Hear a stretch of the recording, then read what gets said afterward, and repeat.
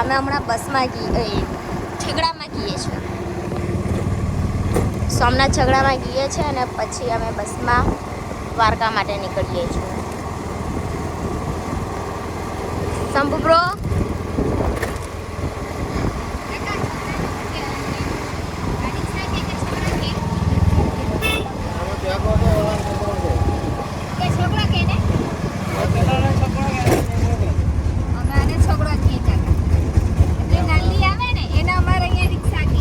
ઓ એવું છે મનીષાબેન, અમને તો ખબર જ નહીં હતી.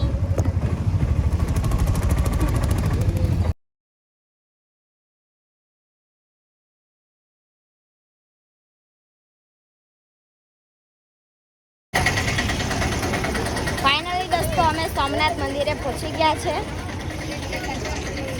મારા ભાઈને બહુ ઈચ્છા હતી સોમનાથ આવવાની. અમે સોમનાથ આવી ગયા છે. સોમનાથ મંદિરમાં દર્શન કરી લઈએ. ફોન તો એલાઉડ નથી અંદર, એટલે દર્શન તો નહીં કરાવવા છે, તો તમે બહારથી ધજાના દર્શન કરી લેજો.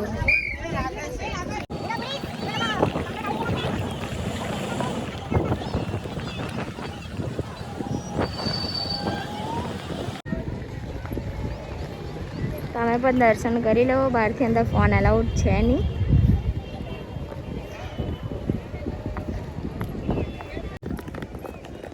ફાઇનલી દોસ્તો અમે દર્શન કરી દીધા છે. હવે અહીંયાથી નીકળીએ છીએ હવે દ્વારકા માટે. થોડોક પહેલાં નાસ્તો એવું કંઈ કરી લઈએ ને પછી દ્વારકા માટે નીકળી જઈએ છીએ. ત્યાં સુધી બધાને બાય. આવી ગયા છે, અમે આવી ગયા છે નાસ્તો કરવા અને ચાલુ પણ કરી દીધું છે અમે લોકોએ.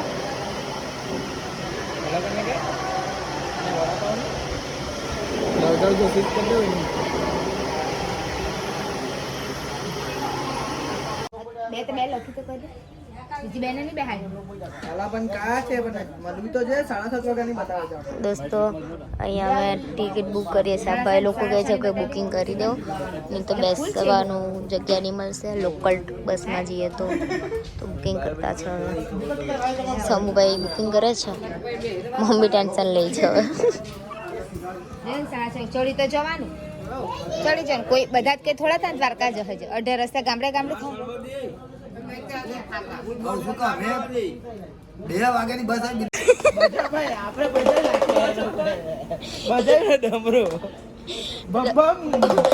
દોસ્તો અમે ટિકિટ કરાવી બસની, તો પહેલાં બસની ટિકિટ નહીં થઈ, ના પાડી અમને. પછી સ્લીપરમાં કરાવી તો બુક થઈ ગયું ને પછી અમારા પર ફોન આવ્યો દ્વારકાથી કે ગાડી આવે છે તેમાં તમે બેસી આવો. તો પછી હવે એમાં ગયા છે. બધું સીન પર સીન થતું છે. અહીંયા મજા પડી ગઈ અમને તો આજે. પછી તમને નવરાત્રીમાં લઈ જઈશ. બમ બોલે બજાભાઈ આવે છે.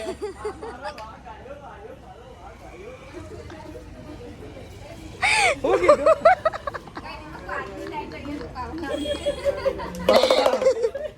અહીંયા જૂઠું બસવાળાને જૂઠું કહીને આવી મમ્મી. બુકિંગ કરાવ્યું ત્યાં કે અમે આજની નાઇટ અહીંયા રોકાવાના છે તો બસ કેન્સલ કરી નાખો. મમ્મી ભાઈએ શું કીધું? એવું કહી દીધું. જૂઠું બોલવું પડ્યું. ભગવાનના મંદિર આવ્યા ને બી જૂઠું બોલવું. તું તેમ બી જૂઠું જ બોલે તમે બધા. વિશો કેવી મજા આવી. અત્યારે બચાભાઈ આવે છે. બંધ કર મજાભાઈ. એ વિશુ તો ડમરું વગાડવામાંથી જૂઠું નથી આવતો. વિશો એમ જો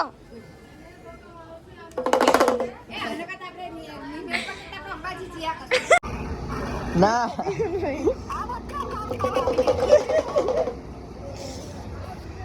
આ દાદા માસીની મજા લે છે.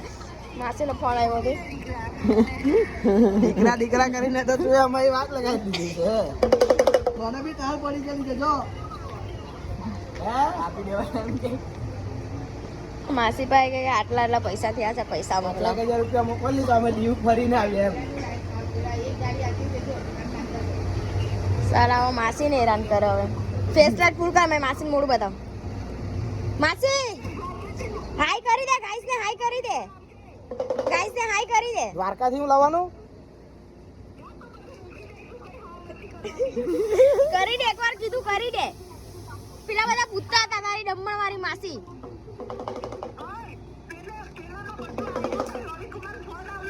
તારા દવા લાવવાની છે દ્વારકાથી. વિડિયો મૂકેલો ને તે ઉન્નતિએ કીધું.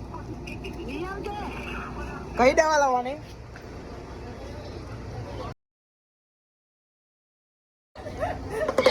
સાલા વાંસીની મજા લેવા બેઠા છે અહીંયા. ઓય એવું તો નહીં બોલો ગંદુ ગંદુ. ચાલ બાય, ફોન મૂકી દે. બાય. એ તો ખાવાનું એ ઓય મમ્મી કે મને મનકી નહીં આવવા દીધી. હાલનો છે જ. ફાઇનલી દોસ્તો અમે ગઈએ છે.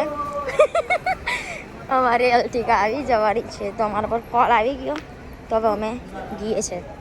ચાલો બધાને મળીએ હવે પછી. દોસ્તો પછીની વાત જ જવા દઉં તમે. અમારી ગાડી આવી ગઈ હતી અને થોડાક ત્યાં પ્રોબ્લેમ થઈ ગયા હતા સોમનાથ બસ ડેપો પર અને અમે ત્યાંથી નીકળી આવ્યા હતા ડાયરેક્ટ રિક્ષામાં વેરાવળ સ્ટેશન પર. અને વેરાવળ સ્ટેશન પરથી અમને અમારા ગાડીવાળા ભાઈએ પિકઅપ કર્યા હતા અને પછી દ્વારકા માટે અમે નીકળ્યા હતા ત્યાંથી. દ્વારકાધીશે મારી બહુ બધી પરીક્ષા લીધી છે દ્વારકા જવા માટે. એમનેમ દ્વારકા નહીં જવાય. ઓ વિશ્વા, ઓય વિશ્વા, પાણીપુરી તો ખાવા, બાકી બધું જવાનું. ઓય એ બધું ખાવ, પાણીપુરી ખવડાવ. ભાઈ આજે તો ખરેખર રિયલી અમારું મગજ કામ નહીં આપતું. મજા તો મજા આવી ને દુઃખ પર દુઃખ પડ્યું ને કાન પર કાન થઈ આજે તો. જવા દેવા હવે શું કરે એમ શું નહીં. હા ભાઈ કેવી મજા આવી. આટીને 4 થઈ ગયા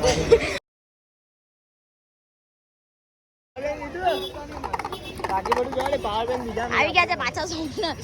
મમ્મી કહે છે મને ચશ્મા લઈ આવ. ભાઈ મમ્મી ચશ્મા માંગે. ચાલો પાણીપુરી ખાવા. અમે પાણીપુરી ખાઈ છે તો તમે પણ ચાલો.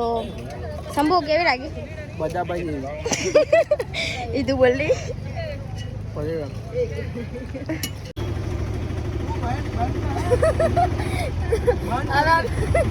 દોસ્તો અમે જઈએ છે કયું સ્ટેશન? ના વીરાવળ સ્ટેશન અમે જઈએ છે. ત્યાંથી દ્વારકાની બસ મળે તો એ દ્વારકાની ટ્રેન અરે દ્વારકાની ટ્રેન મળશે. હવે ટ્રેનમાં જઈએ છે. હવે દ્વારકા પહોંચીને હવે તમે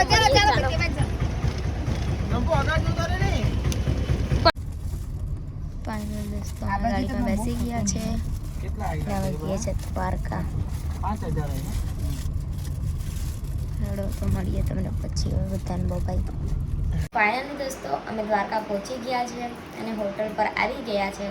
તો ચાલો બધાને બાય. જય દ્વારકાધીશ, જય માતાજી. વિડીયો કેવો લાગ્યો એ કોમેન્ટમાં જરૂરથી જણાવજો. લાઇક, શેર અને સબસ્ક્રાઈબ કરવાનું ના ભૂલતા. બધાને બાય.